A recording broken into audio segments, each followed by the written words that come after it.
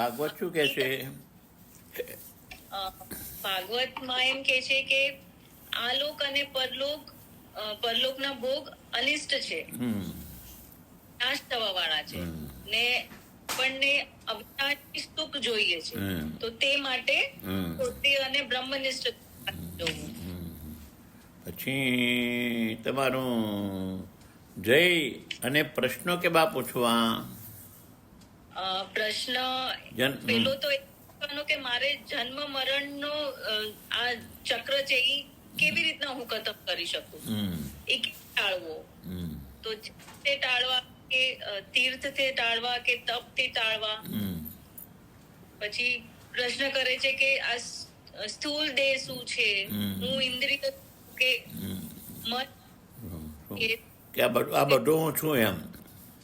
હા હા. શિષ્ય જન્મ મરણ ટાળવાનું કેવી રીતે કહ્યું? એને ગુરુ એમ કે છે કે પછી જયારે હું મારા સચ્ચિદાનંદ સ્વરૂપ જાણી એમ નહીં મારા નહીં, તું તારા સચ્ચિદાનંદ સ્વરૂપને જાણીશ એમ. જ્યારે બાપુ અવાજ નથી આવતો. જ્યારે તું તારા સચ્ચિદાનંદ સ્વરૂપને જાણીશ ત્યારે તારો જન્મ મરણ ટળશે એમ. હા હા. તું દેહ નથી, તું ઇન્દ્રિય નથી, તું દેહ નથી તો તારા વર્ણ અને આશ્રમ નહીં. તું ઇન્દ્રિય નહીં તો તારું આંધળાપણ અને બેરાપણું નહીં. તું તારા સચ્ચિદાનંદ સ્વરૂપને જાણીશ ત્યારે તારો જન્મ મરણ ટળશે. આટલું આપણે આવ્યું હતું. બરોબર ને? કૌશલ્યાબેન, તમે ડોક્ટરે મેળ કર્યો છે? કાશ્મીરાબેન, એક દિવસે તમારા અને એક દિવસે એમને આપવું એમ? એમને કાશ્મીરાબેન નહીં, આજે ડોક્ટર નથી આવે, આજ ડોક્ટર નથી આવે એમ. બાપુ હવે ઘરે હોય તો કઈક ને કઈક હોય ને. એમને આજે ડોક્ટર નથી આવે એમ. આવશે થોડું ઘણું મોડું થયું હશે. આવી જશે.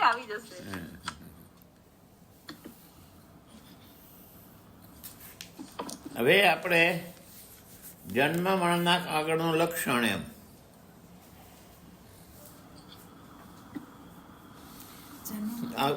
આત્મજ્ઞાનથી જન્મ ને તો આપણે કાલે જોયું કે જ્ઞાનથી જન્મ મરણ ટળે, કર્મથી મોક્ષ ના મળે. શું કામ? એમાં આપણે રસોઈનો દાખલો આપ્યો કે રસોઈ કરવું હોય, વાસણ હોય અને બધા અનાજ હોય, પણ અગ્નિ સિવાય રસોઈ ના થાય. એમ જ્ઞાન સિવાય મુક્તિ ના મળે. તો આ બધા જે જપ તપ આદિ સાધનો છે તે અંતઃકરણની શુદ્ધિ માટે એમ, પણ જ્ઞાનથી જ મોક્ષ મળે. હવે જન્મના કાગળનું લક્ષણ હોય તો ભારતીબેન. સદગુરુ દેવ કી જય. પાના નંબર 35. જન્મ મરણના કાગળનું લક્ષણ. શિષ્ય કહે, હે મહારાજ, જન્મ મરણનો કાગળ તે વળી શું? ગુરુ કહે, જે જીવ પાપ પુણ્ય આદિ જે કર્મો કરે છે તેને યમરાજનો કારોબારી ચિત્રગુપ્ત લખે છે અને તે કર્મના કરવાવાળા જીવને યમરાજા જન્માદિ દ્વારા સુખ દુઃખ આદિ ફળ આપે છે. તેથી 84 લક્ષીઓનીમાં તે ફરે છે એમ પુરાણમાં કહ્યું છે. એ જ જન્મ મરણના કાગળ છે. માટે સદગુરુ જે સચ્ચિદાનંદ રૂપ પોતાના આત્માનો ઉપદેશ કરે છે તેના વચનમાં અનુભવ કરી દ્રઢ વિશ્વાસ રાખે તો જ તે કાગળ ફાટે, જન્મ મરણના દુઃખ ટળે. તે ઉપર સ્થૂળ રીતે સમજવા સારું એક દ્રષ્ટાંત કહું છું, તે સાંભળો. જન્મનો કાગળ એ શું છે? તો જીવ જે પાપ અને પુણ્યાદિ કર્મો કરે છે એ કર્મો યમરાજાનો કારભારી ચિત્રગુપ્ત પોતાના ચોપડામાં લખે છે અને જીવે કરેલા પાપ પુણ્ય કર્મોને અનુસાર યમરાજા એની પાસે જન્મ કરાવી અને સુખ દુઃખ દ્વારા એ પાપના કર્મો ભોગવરાવે છે. એટલે જ્યાં સુધી ચિત્રગુપ્ત પાસે ચોપડો છે, એનો ખાતાભાઈ છે, ત્યાં સુધી તમારે કાગળ ફાડે નહીં. પણ જ્ઞાન થાય, બધા કર્મો નાશ પામે ત્યારે તમારો કાગળ ફાટે. જ્યાં સુધી ચિત્રગુપ્ત પાસે તમારું ખાતું છે ત્યાં સુધી જન્મ મરણ ચાલુ રહેવાનું. વિષ્ણુદત્ત સાહુકારનો દાખલો. કોઈ એક સાહુકાર હતો. અજાણથી કોઈ દુર્જનો સાથે વ્યાપારના સંબંધથી તેના સર્વ ધનનો નાશ થયો અને ઉલટો તે સાહુકાર કરજદાર થયો અને તેના લેણદારો તેને ઘણે પ્રકારે દુઃખ દેવા લાગ્યા. તેથી તેણે વિચાર કર્યો કે હું કોઈની ચાકરી કરી કાંઈ કમાઈને એમને આપતો જાઉં. એમ ધારીને હલકા પગારે ગાંધી અથવા કાપડિયા વગેરેની ચાકરી તે કરવા લાગ્યો.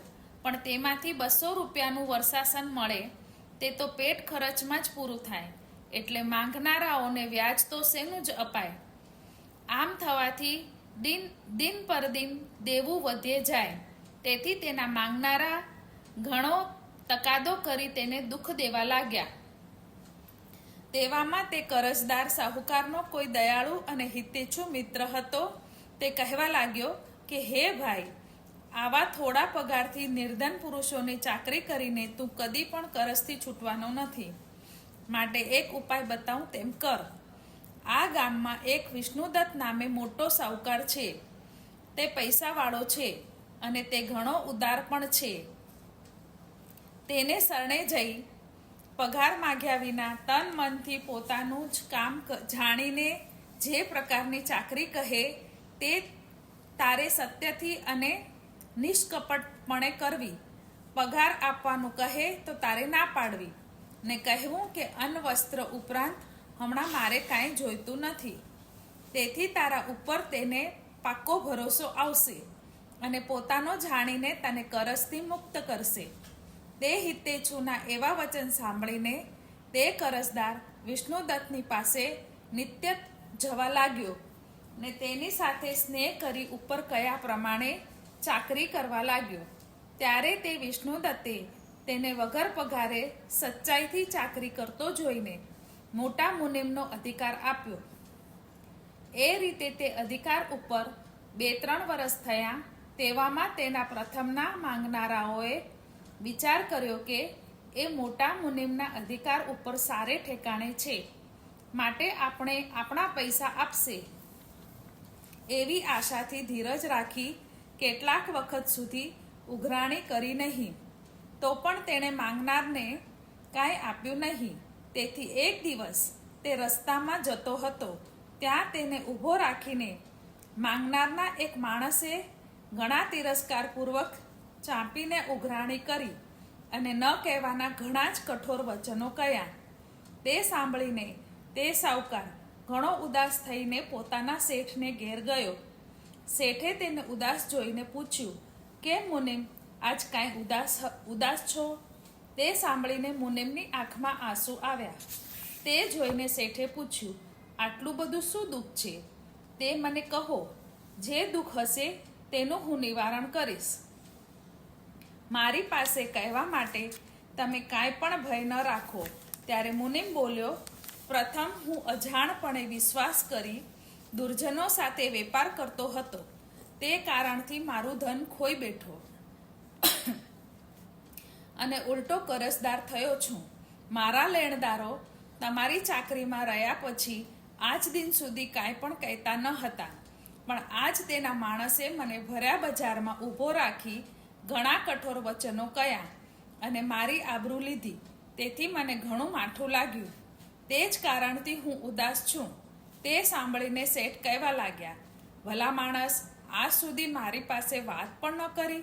કહ્યું હોત તો તને તે જ વખતે કરજથી મોકળો કરત. પણ ચિંતા નહીં, તારા માંગનાર પાસે તે લખી આપેલ ખતના કાગળો છે કે નહીં? હોય તો તે માંગનારના નામ બતાવ.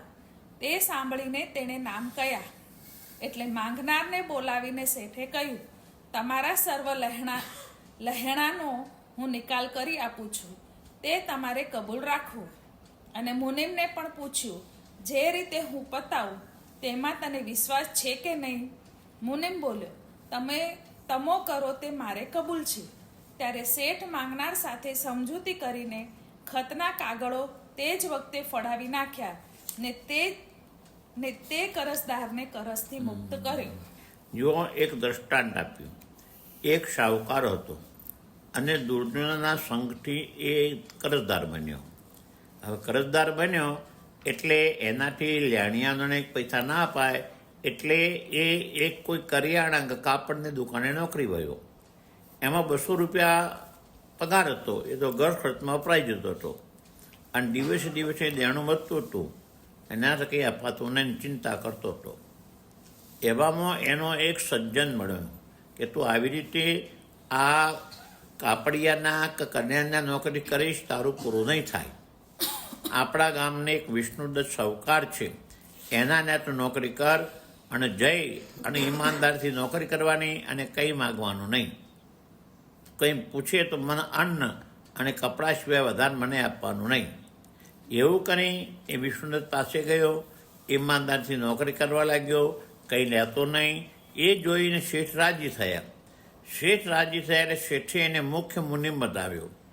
એ મુખ્ય મુનિમ બન્યો એટલે કરજદાર સમજ્યા કે હવે એનો પગાર વધુ છે, આપણને કંઈક આપશે. એટલે થોડા દિવસ રાહ જોઈ પણ એને કંઈ આપ્યું નહીં. એટલે એક દિવસે એ કરજદાર રસ્તામાં એને ભેગા થયા અને એક કરજદારે ના બોલવાનું બોલ્યું, લેણદારે ન બોલવાનું બોલ્યું. પછી એનું મોઢું ઉતરી ગયું. ઉતરાયેલા મોઢે શેઠ પાસે ગયો. શેઠ પૂછે, ભાઈ તારું મોઢું કેમ ઉતર્યું? તો રડવા લાગ્યો. ભાઈ કેમ રડે છે? મને કહી દે, તારું જે દુઃખ હોય એવું તને દૂર કરીશ. એટલે એને કહ્યું કે આ રીતે મારા ઉપર કરજ થઈ ગયું છે અને આજે હું આવતો હતો અને રસ્તામાં મારું અપમાન કર્યું એનું મને દુઃખ છે. તો મને આજ સુધી રીતે કેમ ના કહ્યું? પહેલાં કહ્યું હોત તો તારું દુઃખ દૂર કરત. તારી પાસે લેણદારનો કાગળ છે, મને કાગળ આપ્યો. લેણદારોને બોલાવ્યા, ભાઈ હું કહું એમ તમને મંજૂર છે? મંજૂર છે. આને કહ્યું મંજૂર છે.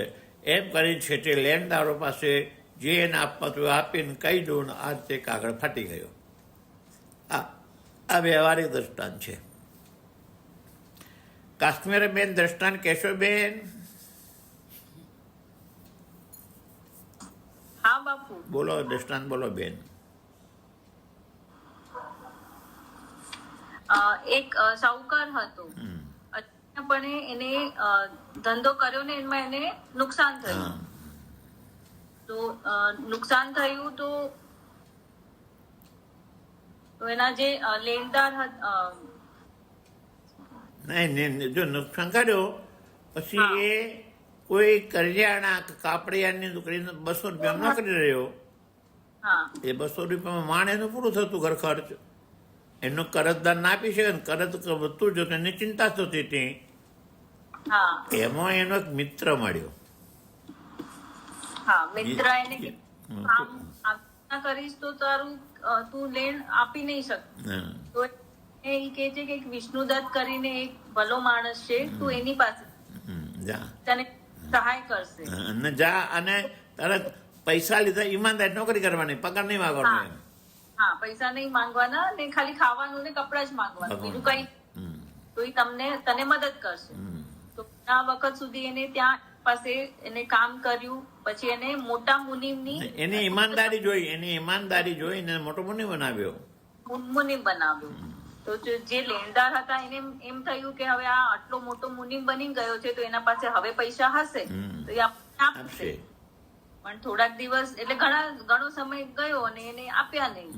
તો પછી થોડુંક હેરાન કરવા માંડ્યા. નહીં, એક દિવસે રસ્તામાં એને રોક્યો અને ના બોલવાના શબ્દ બોલ્યા એમ. એટલે ઉતરતા મોઢે ન કરી ગયું શેઠ આગળ. શેઠે કહ્યું, તારું મોઢું કેમ ઉતર્યું છે? તો રડવા લાગ્યો. એટલે કે તને જે દુઃખ હોય તો મને કે, તારું બધું દુઃખ હું દૂર કરીશ. પછી એને પોતાનું દુઃખ કહ્યું. શું કહ્યું કૌશલ્ય કાશ્મીરાબેન? એ કે છે કે મારા આમ લેણદાર હતા ને મોટું મુનિમ થયો તો પણ મારે પૈસા આપવાના નથી ને રસ્તા ઉપર મને ઉભો રાખીને મને ન કહેવા વાળા શબ્દ કહે. તો પછી ભલો માણસ કે છે કે આવું હતું તો પણ તે મને કઈ કીધું નહીં, કઈ વાંધો નહીં, કે હવે હું તારું બધું પૂરું કરાવ્યું. પણ તને એટલે તારા પાસે બધા પુરાવા છે ને કે નામ છે કે તને કેને કેને આપવા છે પૈસા? તો ઈ કે છે હા બધું આપે છે. ને પછી ઈ નક્કી કરે છે કે હું જે કરીશ તને મારા છે, હું જે કરીશ બરાબર છે કે નહીં એમ. તો વ્યાપારી કહે છે કે ના, મને પૂરો વિશ્વાસ છે તમારા ઉપર, તમે જે કરશો મને બધું મંજૂર છે. પછી એ પ્રમાણે બધાને આપી અને તરણકુળ કાગળ ફાડી નાખ્યો. ફાડી નાખ્યો. હવે કાશ્મીરાબેન, આ તો વ્યવહારિક દ્રષ્ટાંત. હવે સિદ્ધાંતમાં આવશે કાશ્મીરાબેન.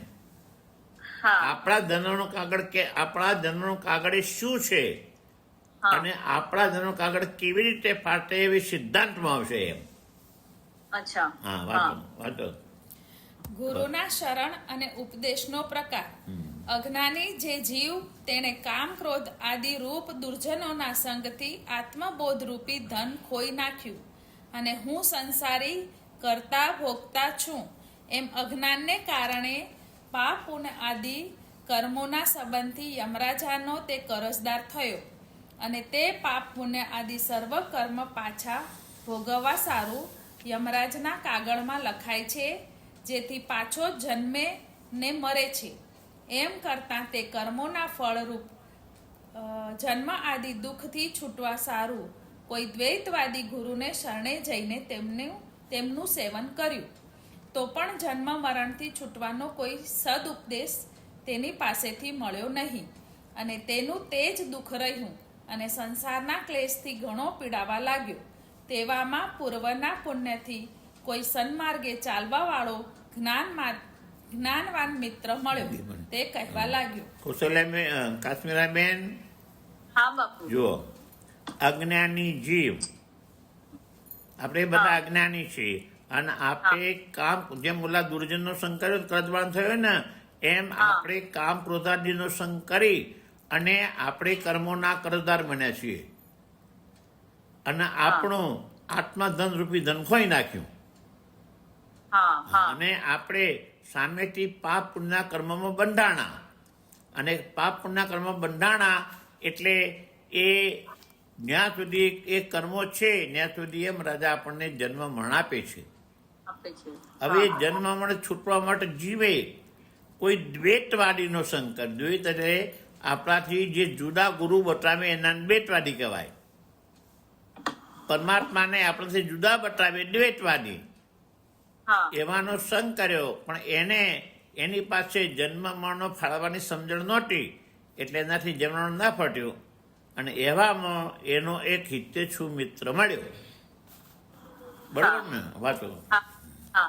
હે ભાઈ, એ ભેદવાદી ગુરુ જે ધન માત્ર હરણ કરવા વાળા છે તેના સેવનથી શોક જન્મ મરણ રૂપી દુઃખથી નિવૃત્ત થઈને પરમપદની પ્રાપ્તિ થવાની નથી. માટે તેનો ત્યાગ કરીને કોઈ શ્રોત્રિય બ્રહ્મનિષ્ઠ વૈરાગ્યવાન અને પરમ દયાળુ એવા ગુરુને શરણે જઈને નિષ્કપટથી તેને નિષ્કામતાથી કાયાથી વાચાથી અને સાચા મનથી તેનું સેવન કરે, જેથી તેઓ તારા ઉપર પ્રસન્ન થઈને તારો જન્મ મરણનો કાગળ યમરાજાને ત્યાં લખાયેલો છે તે ફડાવી નાખવાનો ઉપાય બતાવશે. તે મિત્રના એવા વચન સાંભળીને બ્રહ્મવેતા ગુરુને શરણે જઈ તેમનું આરાધન કરીને ગુરુને પ્રસન્ન કર્યા. ત્યારે ગુરુ કૃપા કરીને કહે છે કે તારી શી ઈચ્છા છે? તારું જે કાંઈ દુઃખ હશે તે દૂર કરવાનો ઉપાય હું તને બતાવીશ. ત્યારે શિષ્ય કહે છે, હે મહારાજ, અધ્યાત્મ, અધિભૂત અને આદિદેવ એ ત્રણેય તાપોથી ગ્રીષ્મ ઋતુના મધ્યકાળના સૂર્યના તાપથી જેમ પાણી તપે છે તેમ હું તપું છું અને મેં જે પાપ પુણ્ય આદિ કર્મો કર્યા છે તેમની નોંધ યમરાજાને ત્યાં છે. તે નોંધનો કાગળ ફાટે એવો ઉપાય બતાવો જેથી હું મુક્ત થાઉં. તે સાંભળી ગુરુ કહે છે, આપણે અત્યાર સુધી જોયું કે જીવ કામ ક્રોધાદિના સંગમાં આવી અને કર્મોનો પાપ પુણ્યાદિ કર્મોનો કરજદાર બન્યો અને એ પાપ પુણ્યાદિ કર્મો યમરાજાને લખાય છે અને જ્યાં સુધી એ પાપ પુણ્યાદિ કર્મોનો પત્ર છે ત્યાં સુધી આપણને જન્મ મળશે. હવે એ જીવ પાપ પુણ્યાદિનો કાગળ દૂર કરવા માટે કોઈ દ્વૈતવાદી ગુણને શરણે ગયો. એ પરમાત્માને આપણાથી જુદા બતાવે, મોટા ભાગના અત્યારે એવા જ છે. પણ એનાથી કંઈ એની પાસે કાગળ ફાડવાની સમજણ નહોતી, કાગળ ના ફાટ્યો. એવામાં એનો એક પરમ મિત્ર મળ્યો. મિત્ર કે આ દ્વૈતવાદી ગુરુ તારું ધન હરણ કરશે પણ તારા જન્મનો કાગળ નહીં ફાટે. માટે આપણા ગામની અંદર એક સ્તોત્રીય ને બ્રહ્મનિષ્ઠ ગુરુ છે, એમની પાસે જઈ અને તું નિષ્કામ ભાવે સેવા કર. એ મિત્રનો કહેવા હોતી ગામના સ્તોત્રીય બ્રહ્મગુરુ પાસે જઈ તન મન અને ધનથી નિષ્કામ ભાવે સેવા કરવા લાગ્યો. અને એની સેવાથી પસંદ થઈ ગુરુએ કહ્યું, ભાઈ તને શું દુઃખ છે, તું તારું જે દુઃખ હોય તું મને કહે. એટલે શિષ્યે કહ્યું કે હું અધ્યાત્મ, આદિ ભૌતિક અને આદિ દૈવિક દુઃખોથી દૂર થાઉં છું. અને મધ્યાહનમાં જેઠ મહિનામાં જેમ સૂર્યની ગરમીથી પાણી ગરમ થાય એમ એ દુઃખો મને દુઃખ આપે છે. માટે મારા યમરાજાના ઘેરે જે મારો ચોપડો લખેલો છે એ ફાટે એનો તમે મને ઉપાય બતાવો. કાશ્મીરાબેન બોલશો બેન? હા બાપુ. બોલો બેન. બાપુ આમાં આધ્યાત્મ, આદિભૂત અને દેવ એ શું છે? એ દેવ દુઃખો આપણે ના ભણ્યા? આ દુઃખો આપણે ભણ્યા કાશ્મીરાબેન? હા હા હા હા બરોબર ને. હા હા અધ્યાત્મ, આદિભૂત તેને દુઃખો ના ભણ્યા કાશ્મીરાબેન? હા હા ભણ્યા ભણ્યા. અધ્યાત્મ દુઃખો ને કહેવાય કાશ્મીરાબેન? શરીરના દુઃખ. હા, આપણા શરીરને ભૂખ, તરસ, રોગ થાય એ આધ્યાત્મિક દુઃખો. હા હા આદિ ભૌતિક દુઃખો એટલે આપણા શરીરથી જુદા છે. અને જેને આપણે જોઈ શકીએ હા જોઈ શકીએ. એ મને દ્રષ્ટાંત આપો. સાપ, વીંછી, સાપ, મીંછી, ચોર, છત્રો, આપણા કુટુંબનો માણસ હા સભ્યનો. અને આદિ દૈવિક આદિદેવિક એટલે આપે આપણાથી જુદા ને આપે ને જોઈ ન શકીએ અને દુઃખ આપે. ઈશ્વર અતિવૃષ્ટિ, અનાવૃષ્ટિ, રોગચાળો. હા હા એટલે એવા ત્રણે દુઃખોથી જેઠ મહિનાના ગરમીથી પાણી જેમ ઉકળે એમ ઉકળી રહ્યો છું કાશ્મીરાબેન. હા હા એટલે મારે જન્મનો કાગળ ફાળો તમે એમ. હા પહેલાથી બોલો કાશ્મીરાબેન. જીભથી બોલો કાશ્મીરાબેન, જીભથી. જીવ કામ ક્રોધીના સંગ આવી અને કર્મોનો કરજદાર બન્યો અને આત્મધન રૂપી ધન ખોઈ નાખ્યું. હા એ પાપ પુણ્યોના યમરાજને લખે છે એ લખેલું જ્યાં સુધી છે ત્યાં સુધી જન્મમાં થશે. હા હવે એ કાગળ ફાળવા માટે, યમરાજનો કાગળ ફાળવા માટે જીવે કોઈ દ્વૈતવાદીનો સંગ કર્યો. તો દ્વૈતવાદી પાસે કાગળ ફાળવાની સમજણ નહોતી એટલે જન્મનો કાગળ ના ફાડી શક્યો. એવામાં એનો એક મિત્ર મળ્યો અને મિત્રે કહ્યું કે આપણા ગામની અંદર જે સ્તોત્રીના બ્રહ્મનિષ્ઠ ગુરુ છે એની પાસે જઈ અને નિષ્કામ ભાવે તું સેવા કરવા લાગ. મિત્રના વચન સાંભળી ગામના સ્તોત્રીને બ્રહ્મનિષ્ઠ ગુરુને શરણે ગયો અને નિષ્કામ ભાવે તન મન ધનથી સેવા કરવા લાગ્યો. એની સેવાથી ગુરુ રાજી થયા અને ગુરુએ પૂછ્યું કે તારે કોઈ દુઃખ હોય તો મને કહે, તારા બધા દુઃખો હું દૂર કરીશ. એટલે શિષ્ય કે જેમ જેઠ મહિનામાં પાણી છૂટી ગયું પાણી એમ હું અધ્યાત્મ, આદિ ભૌતિક, આદિ દુઃખોથી ત્રાસમાં રહ્યો છું. અને યમરાજને ત્યાં મારા જન્મમાંનો જે કાગળ છે એ કાગળ ફળવાની રીત તમે મને કહો. આટલું કૌશલ્યાબેન બોલવાનું છે બેન. બેન બરોબર ને? હા બાપુ બોલશો ને બેન? પ્રયત્ન કરું છું. હા બાપુ. કૌશલ્યાબેન હા હા બાપુ. પ્રયત્ન તમારો ને ટેકો મારો. હા બરોબર ને? હે બોલો બેન, બોલો, કઈ વાંધો નહીં. અજ્ઞાની જે જીવ છે હમ. તે ક્રોધમાં નહીં, કામ ક્રોધાદિના સંગમમાં આવી અને કરજદાર બન્યો અને આત્મધન રૂપી ધન ખોઈ નાખ્યું અને પાપ પૂર્ણ કર્મનો કરજદાર બન્યો. હા એ કરજદાર બન્યો એટલે એનો સુખનો લખાણ. નહીં, એ પાપ પૂર્ણ કર્મો યમરાજના કાગળમાં લખ્યો છે ત્યાં સુધી જન્મ થશે. હા હવે એ જન્મને ટાળવા માટે એને કોઈ દ્વૈતવાદી ગુરુને શરણે ગયો. શરણે ગયો. એટલે દ્વૈતવાદી પાસે જન્મ મરણ ટાળવાની સમજ નહોતી, એટલે એનું જન્મ મરણ ના ટાળી શક્યો. એટલે ગામનો એનો એક મિત્ર હતો. મિત્રે કહ્યું કે આપણા ગામની અંદર એક સ્તોત્રી ને બ્રહ્મનિષ્ઠ ગુરુ છે, એની પાસે જઈ અને નિષ્કામ ભાવે સેવા કરવા લાગી જા. તું નિષ્કામ સેવા કરીશ હા, મેં જૈન તન મન ધનથી નિષ્કામ ભાવે સેવા કરી. ગુરુ પસંદ થયા. એટલે ગુરુ કહે તારે જે દુઃખ હોય મને કે હું દૂર કરીશ. તો આને આ 3 દુઃખો કયા. ઉનાળામાં જેઠ મહિનામાં જેમ પાણી ગરમ થાય મેં 3 દુઃખો તાપી રહ્યો છું. અધ્યાત્મ, આદિ ભૌતિક, આદિ દૈવિક અને મારા જન્મનો કાગળ કેમ ફાટે એ મને કહો. બરોબર કૌશલ્યાબેન? હા હા બાપુ. કૌશલ્યાબેન, આ તો પહેલું પગથિયું છે બેન. આગળ તો વારો એ બધું યાદ કરવું પડશે બેન. હા આ તો પહેલું પગથિયું છે.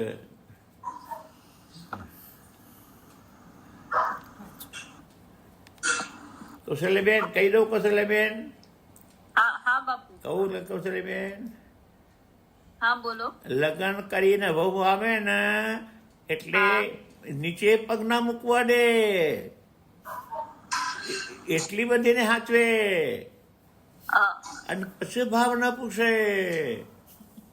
હા એમ કૌશલ્યાબેન, આ સુરતમાં દીપો થોડું હળવું છે, હા પછી ભારે આવશે.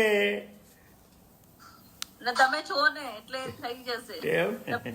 હા હવે સર્વ બાપાનો ત્યાગ કરે. હવે જન્મનો કાગળ કેમ ફાટે એ સમજ આવશે. સર્વ પાપ કર્મનો ત્યાગ કરીને પુણ્ય કર્મના ફળ હરિને અર્પણ કરીને શમ આદિ સારા સાધન કરીને અને દુર્જનોનો સંગ છોડી મારા ઉપદેશમાં તું વિશ્વાસ રાખ.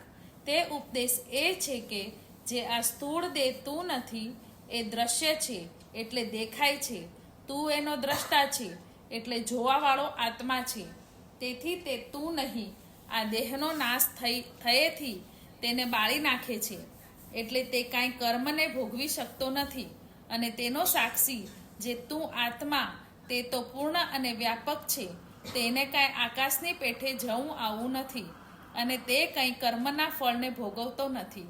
ત્યારે બાકી રહ્યો ચિદાભાસ રૂપ જીવનયુક્ત સૂક્ષ્મ દેહ, તે પાપ પુણ્ય કર્મના સંબંધથી ઊંચ નીચ શરીરમાં જઈને જન્મ મરણ દ્વારા સુખ દુઃખ ભોગવે છે. તે સૂક્ષ્મ દેહનો પણ જીવને પોતાના વાસ્તવિક સ્વરૂપભૂત સચ્ચિદાનંદ આત્માની અભેદ જ્ઞાનથી નાશ થાય છે ને કર્મ પણ બધા જ્ઞાન અગ્નિથી બળી જાય છે. ત્યારે કર્મનો કરતા ભોગતા કોઈ રહ્યો નહીં. તેથી યમરાજાનો કારભારી તે કોના કર્મને લખેવારું. તેથી યમરાજા તેનો કાગળ તરત ફાડી નાખે છે.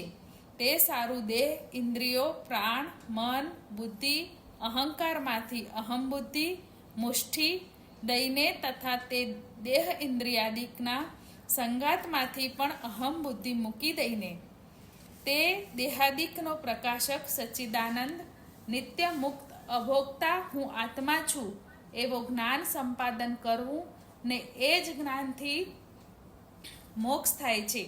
તે જ્ઞાન વિના જન્મ મરણ ટાળવાને બીજું કોઈ પણ મુખ્ય સાધન નથી. જો કાશ્મીરાબેન, જન્મ મરણનો કાગળ કે આપણે ફાટે. કાશ્મીરાબેન, કાશ્મીરાબેન નથી, જતા રહ્યા. બાપુ અવાજ નથી આવતો. 2 મિનિટ.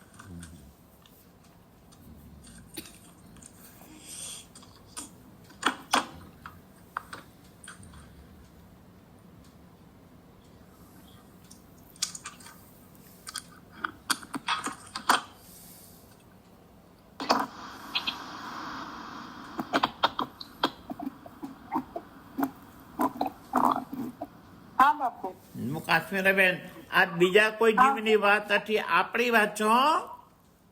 હા હા હા, આપણી વાત છે. આપણે આપણા જન્મવાનો કાગળ ફાળવાનું છે, કહું છું કાશ્મીરાબેન.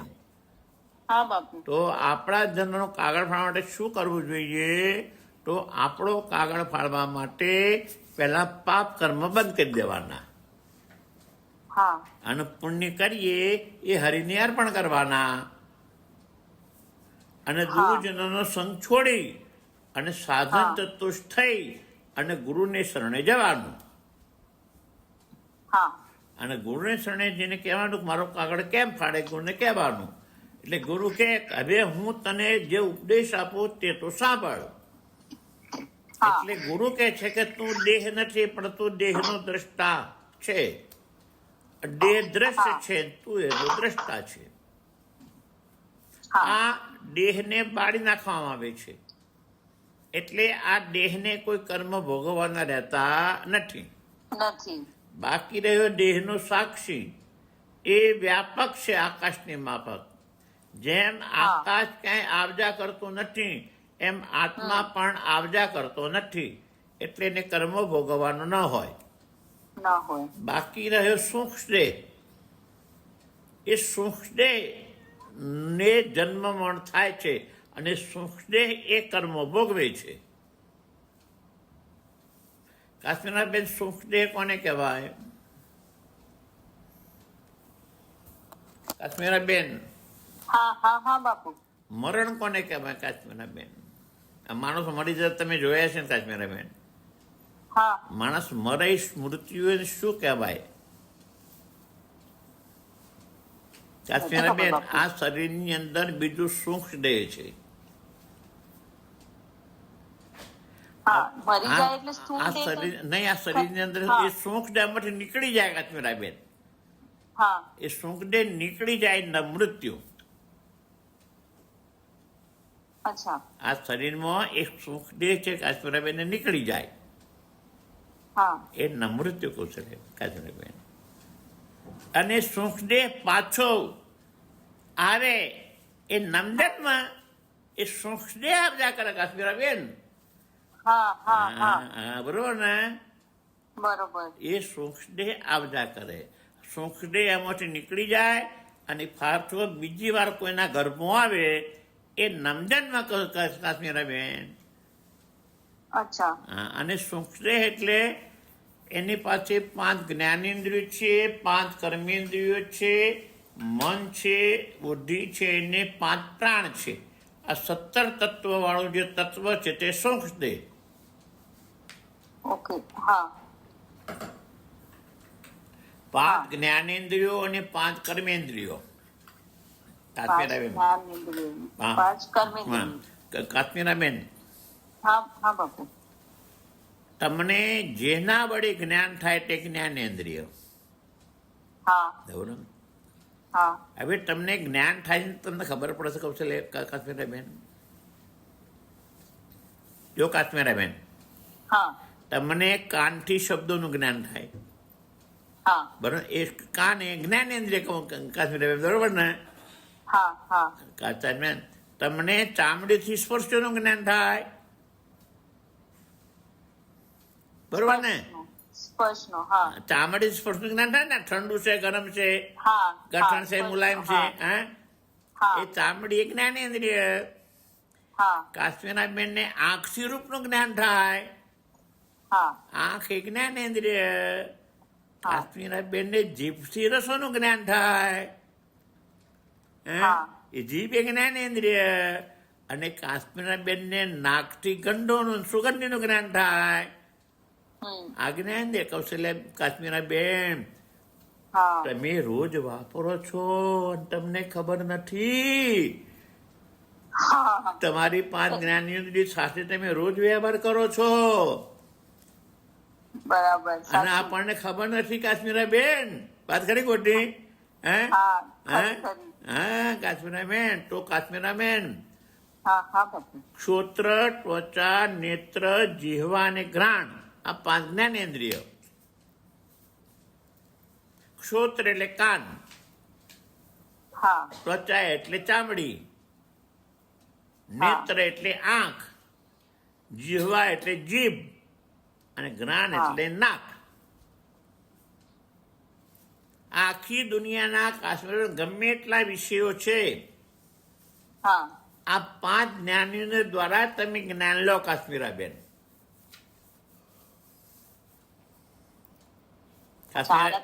કાશ્મીરાબેન, શબ્દો અનેક, કોયલનો, કાગડાનો, બેલનો, મોબાઈલનો, ઘંટનો, મોટમોટીના હોર્નનો, હાર્મોનિયમનો, શબ્દો અનેક નહીં, હા પણ એનું જ્ઞાન લેવડો કાન એક. કાનિક બરોબર ને? હા સ્પર્શો અનેક, ઠંડો, ગરમ, કઠણ, મુલાયમ. હા. જ્ઞાન લેવડી ચામડી એક. એક જ બરોબર છે ને? હા બેન, રૂપો અનેક, હા ખાડો, ટેકરો, ઊંચો ટેકરો, નદી, પર્વત, ઝાડ, પશુ, પક્ષી બધા અનેક નહીં. હા જ્ઞાન લેવડી આંખ એક. હા પછી તમારા સ્વાદો અનેક, હા પણ જીભ એનો સ્વાદ લેવાડી જીભ એક. એક જ હા અને તમારા સ્પ્રેયો ને ગંધો ને દુર્ગંધો અનેક, હા નાક એક. હા બરોબર ને? આ તમારી હા, 5 જ્ઞાનેન્દ્રિયો કાશ્મીરાબેન. હા આપણા શરીરમાં આ 5 જ્ઞાનેન્દ્રિયો પરમાત્મા આપ્યું છે, જેથી આપણને જગતનું જ્ઞાન થાય કાશ્મીરાબેન. હા હવે કાશ્મીરાબેન 5 કર્મેન્દ્રિયો. હા જો કહું તમને, પહેલું મોંથી બોલવાનું કામ થાય. હા બરોબર ને? હા પછી હાથથી પકડવાને મૂકવાનું કામ થાય. હા પછી પગથી આગળ પાછળ જવાનું કામ થાય. હા સ્નિગ્ધથી મૂત્ર ત્યાગનું કામ થાય, ગુદાથી મળ ત્યાગ થાય. આ 5 તમારી કર્મેન્દ્રિયો. ચોથું કયું બાપુ? તમારા શિશ્નથી મૂત્ર ત્યાગ અને ગુદાથી મળ ત્યાગ, આ હા, હા. બે કર્મેન્દ્રિયો એમ. હા હા તો મોં, હાથ, પગ, શિશ્ન, ગુડા 5 કર્મેન્દ્રિયો. હા દુનિયાના બધા કર્મ આ 5 વડે જ થાય. બરોબર ને? 5 હા. જ્ઞાનેન્દ્રિય, 5 કર્મેન્દ્રિય, 5 પ્રાણ, વ્યાન, સમાન, ઉદાન, પ્રાણ ને અપાન, 5 પ્રાણ, મન અને બુદ્ધિ, આ 17 તત્વોનો સંશ્લેષ. આ સંશ્લેષ આ શરીરમાંથી નીકળી જાય એના મૃત્યુ. કાશ્મીરીબેન, આ સંશ્લેષ આ શરીરમાંથી નીકળી જાય એનું મૃત્યુ. મૃત્યુ અને આ સંશ્લેષ બીજા શરીરમાં પ્રવેશ કરે એનું નામ જન્મ. જન્મ આ તમારું જન્મ અને મૃત્યુ. જ્યાં સુધી આ સંશ્લેષ છે ત્યાં સુધી જન્મ મૃત્યુ રહેવાનું. કાશ્મીરીબેન, બરોબર ને? બરોબર હવે આ સંશ્લેષ જ્ઞાનથી બળી જાય. હા જ્ઞાનથી બળી જાય પછી હા. એનો કોઈ કરતા ભોગતા રહ્યો નહીં. ચિત્રપુર કોનો કાગળ લખે? તમારા જન્મ મરણથી નિવૃત્તિ. હા કાશ્મીરાબેન, બરાબર. કાશ્મીરાબેન, હા બાપુ આ બધી માથાકોટ આપણે સુખ દેહ બાળવા માટે કરવાની છે. બરાબર એ સુખ બળી જાય તો જન્મ મરણથી તમે છૂટો. હા આ જન્મ આપણે સુખ દેહ બાળવા માટે આ બધી મહેનત સુખ દેહ બાળવા માટે કરવાની છે. બરાબર સુખ દેહ બળે તો જન્મમાંથી છૂટીએ. હા તો એ સુખ દેહ જ્ઞાન સિવાય બીજા કોઈ કર્મથી બળે નહીં. ગીતામાં પણ પરમાત્મા કહ્યું છે કે જ્ઞાનાગ્નિ સર્વ કર્માણી. જ્ઞાનથી જ બધા કર્મો બળી જાય. હા આ જો ફરી વાર કહું, હા બાપુ જન્મ મરણનો કાગળ કેમ ફાટે? તો પાપ કર્મ બંધ કરી દો હા અને પુણ્ય કર્મ હરિને અર્પણ કરો.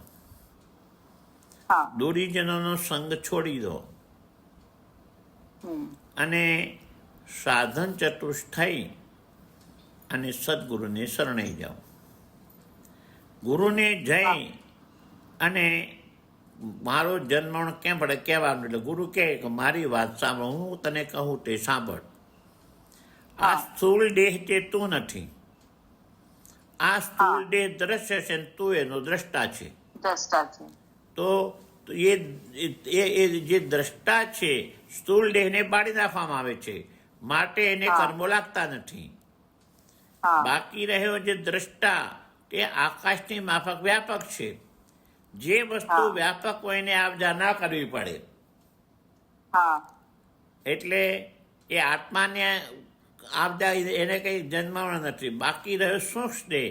એ સૂક્ષ્મ દેહ છે એ આવજા કરે છે, એનો જન્માવણ થાય છે અને એ કર્મો ભોગવે છે. હા હા. હવે એ સૂક્ષ્મ દેહ પણ જ્ઞાનથી બળી જાય. હમ જ્ઞાનથી સૂક્ષ્મ દેહ બળી જાય પછી કોઈ કરતા ભોગતા રહે નહીં. અને ચિત્રગુપ્ત પછી કોનો કાગળ લખે? કોનો નહીં આપણા જન્મમરણના કાગળની નિવૃત્તિ. નિવૃત્તિ. હા. કાશ્મીરાબેન હા બાપુ. બોલશો? કાશ્મીરાબેન આજનું બધું હા જો કાશ્મીરાબેન પહેલાથી હા, લેવાનું કે જન્મ મરણનો કાગળ એ શું છે? એક શાહુકાર હતો હા. કાશ્મીરાબેન, અને દુર્જનોના સંઘમાં આવ્યો, અને દુર્જનોના સંઘથી એ કરજદાર બન્યો. એના માથે લેણું થઈ ગયું એટલે ચિંતા કરવા લાગ્યો. એ લેણું દૂર કરવા માટે ગામનો કોઈ કાપડીઓ કે કરિયાની દુકાને મહિનાના વાર્ષિક 200 રૂપિયામાં રહ્યો. એટલાથી એનું માંડ ઘરનું પૂરું થતું. તું તો કરત તો દૂર ના થાય ને ચિંતા થવા લાગી. એવામાં એનો મિત્ર મળ્યો. શું કહે છે કે આ તારો આ જે તારા કરિયાણાવાળો છે એ તારું કરત દૂર નહીં કરે. આપણા ગામની અંદર એક શાહુકાર છે, એની તો નિષ્કામ સેવા કરીશ, પગાર નહીં માગવાનો, સેવા અને કરી. ઈમાનદારથી કામ કરીશ તો એ તારો કંઈક આગળ તો એ તારું કરત દૂર કરશે. મિત્રની સેવાથી એ શાહુકારના ઘેરે ગયો. નિષ્કામ ભાવે કેવા કરવા લાગ્યો, એ માગા તો તારા પગાર નહીં માગવાનો, કાપડ અને અનાજ માગવાનું. એ પ્રમાણે સેવા કરવા લાગ્યો. એટલે એની ઈમાનદારી જોઈ શેઠે એને મુનિમ બનાવ્યો. હવે મુનિમ બનાવ્યો એવું ઓલા કરજદારવાળો સાંભળ્યું. એટલે એમનામાં થયું કે હવે એનો પગાર વધ્યો છે માટે અમને કરજ આપશે. થોડા દિવસ સુધી લોકો રાહ જોઈ પણ એને કંઈ કરજ આપ્યો નહીં. નહીં. એટલે એક દિવસ એ નોકરીએ જતો હતો તો રસ્તામાં ઊભો રાખ્યો રોડ પર. ના બોલવાના શબ્દો બોલ્યા. ના બોલવાના શબ્દ એટલે ઉતરતા મોકે મોએ શેઠની સામે ગયો. શેઠે કહ્યું તારું મોકેમાં ઉતરી ગયું છે. રોવા લાગ્યો કે તને જે દુઃખ હોય મને કે તારા બધા દુઃખ દૂર કરીશ. પછી એને બધી વાત કરી. આ પ્રમાણે મારા કરજ છે અને આજે એ લોકોએ મને વચન ના બોલવાના શબ્દમાં દુઃખ છે. તો કે તમને અત્યાર સુધી કેમ ન કહ્યું? હું તારું દુઃખ દૂર કરત છતાં પણ તારી પાસે એમનો લેખિત પત્ર છે કે અમારી પાસે લે મને આપ. એની પાસેથી લેખિત પત્ર લીધો. બધા લેણદારોને બોલાવ્યા કે ભાઈ હું કહું એમ તમારે કરવું છે, બધા કે મંજૂર છે. તો એ પ્રમાણે શેઠને આને પણ કહ્યું. એટલે એ પ્રમાણે બધાને કરજ ચૂકવી અને કાગળ ફાડી નાખ્યો. આ વ્યવહારિક દ્રષ્ટાંત કાશ્મીરાબેન. હવે સિદ્ધાંતમાં કાશ્મીરાબેન, અજ્ઞાની જીવ કામ ક્રોધાદિના સંગથી પાપ પુણાદી કર્મોના કરજદાર બન્યો અને આત્મધન રૂપે ધન ખોઈ નાખ્યું. એ પાપ પુણાદી કર્મો ચિત્રગુપ્તના ચોપડે લખાય છે, અને જ્યાં સુધી ચિત્રગુપ્તના ચોપડે લખેલા છે ત્યાં સુધી જન્મ થશે. એ જીવે એ કાગળ ફાળવા માટે કોઈક દ્વૈતવાદી ગુરુનો સંગ કર્યો. તો દ્વૈતવાદી ગુરુએ એની પાસે જન્મનો કાગળ ફાળવાનું જ્ઞાન નહોતું એટલે ના ફાડી શક્યો. એવામાં એનો એક મિત્ર મળ્યો. મિત્ર કહ્યું કે આપણા ગામની અંદર સ્તોત્રી અને બ્રહ્મનિષ્ઠ ગુરુ છે, એની પાસે જઈ નિષ્કામ ભાવે તન મન ધનથી તો સેવા કરવા લાગી જા. એ સ્તોત્રીય બ્રહ્મનિષ્ઠ ગુરુને શરણે ગયો અને નિષ્કામ ભાવે તન મન ધનથી સેવા કરવા લાગ્યો. એનાથી ગુરુ રાજી થયા. એક દિવસે પૂછ્યું તને શું દુઃખ છે, તું મને કહે. એટલે એને કહ્યું કે જેમ જેઠ મહિનાની ગરમીથી પાણી ગરમ થાય એમ અધ્યાત્મ આદિ ભૌતિક આદિ દૈવિક દુઃખોથી હું તાપી રહ્યો છું, અને મારો જન્મનો કાગળ કેમ ફાટે તે મને કહો. એટલે ગુરુએ કહ્યું કે મારી વાત સાંભળ, પાપ કર્મો બંધ કરી દે, પુણ્ય કર્મો હરિને અર્પણ કરવાના, અને દુર્જનોનો સંગ છોડી દે, અને સાધન ચતુષ્ટ થઈ હું તને જ્ઞાન કહું તે સાંભળ. તું દેહ નથી, પણ તું દેહનો દ્રષ્ટા છે. આ મરણ પછી આ દેહને બાળી નાખવામાં છે, એને કંઈ કર્મો લાગતા નથી. બાકી રહ્યો દ્રષ્ટા સાક્ષી આત્મા, એ આકાશની માફક વ્યાપક છે, એને કંઈ આવજા કરવા પણ નથી. બાકી રહ્યો સૂક્ષ્મ દેહ, એ સૂક્ષ્મ દેહ એને જન્મ મરણ છે, અને એ જ કર્મોનો કરતા ભોગતા છે. એ સુખદેવ છે ત્યાં સુધી કરતા ભોગતા અને જન્મ મરણ છે. જ્ઞાન થવાથી સુખદેવ બળી જાય છે. સુખદેવ બળી જાય પછી કોઈ કરતા ભોગતા ના રહે, અને કરતા ભોગતા ના રહે તો યમરાજા કોઈનો કાગળ લખે નહીં. આ રીતે તારો કાગળ ફાટશે. કાશ્મીરાબેન, આટલું કાલે તૈયાર કરવાનું છે બેન. હા બાપુ. હા, બરોબર ને? હા બાપુ. આટલું કાશ્મીરાબેન તૈયાર કરવાનું છે. હા.